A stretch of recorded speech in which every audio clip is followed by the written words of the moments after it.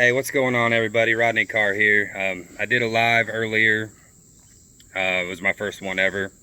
I don't know how it went because I don't know how you're supposed to judge these things. Also, if you've noticed, I haven't posted things in a while other than yesterday and today. It's not going to be a regular thing because, well, to be honest, social media is far from the most important thing in my life, but it's a great tool. It's a tool to help others reach others, but not allow it to consume their life. And we're just at a point in society right now where I think we need to reach each other. We need to spread love, and by love I mean the true definition of love, not a feeling, not your emotional state of being. That has nothing to do with it. Love doesn't have anything to do with those things. That's a basically modern day lie. Love is a decision of commitment to will the good for your fellow man. And with commitment comes responsibilities, and responsibilities come before emotions. I'm sorry, it's just the truth. But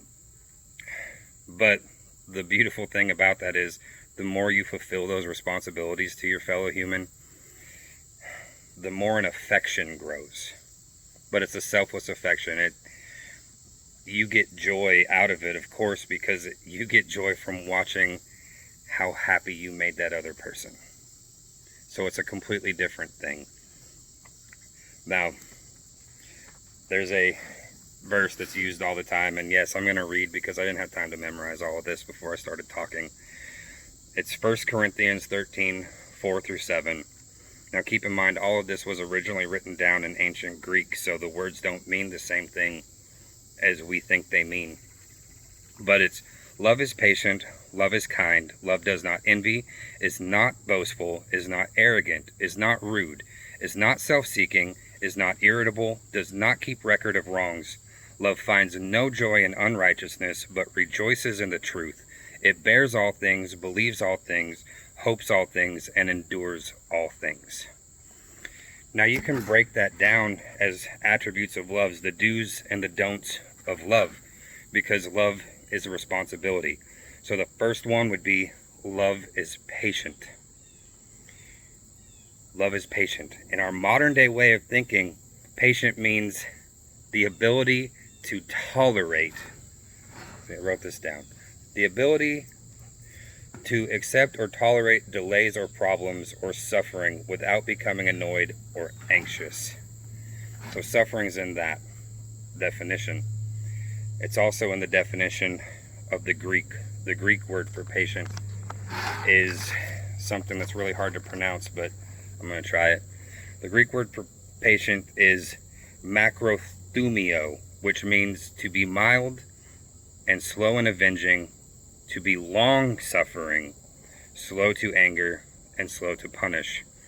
So since suffering was in both our English version of that definition and it's in the Greek version of it, we kind of need to break down what suffering is.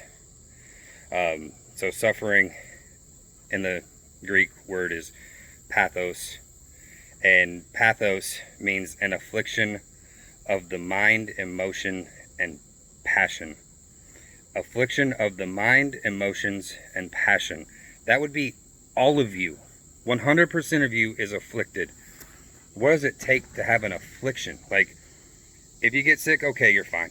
You're not afflicted.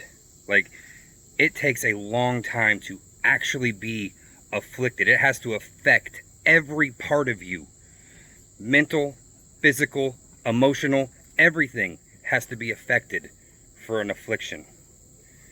So if you take that a step farther of love is patient and define it in this way, love is patient actually says, love is a long affliction of your entire being.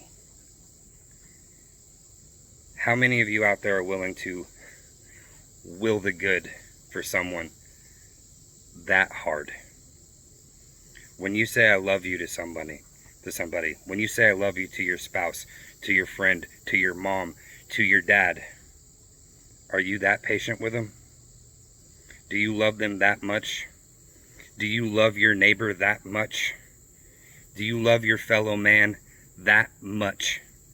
where it doesn't matter how you feel right now, you'll endure it for their good.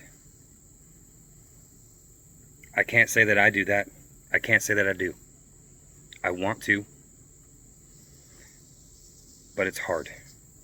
And so all we can do is try and strive.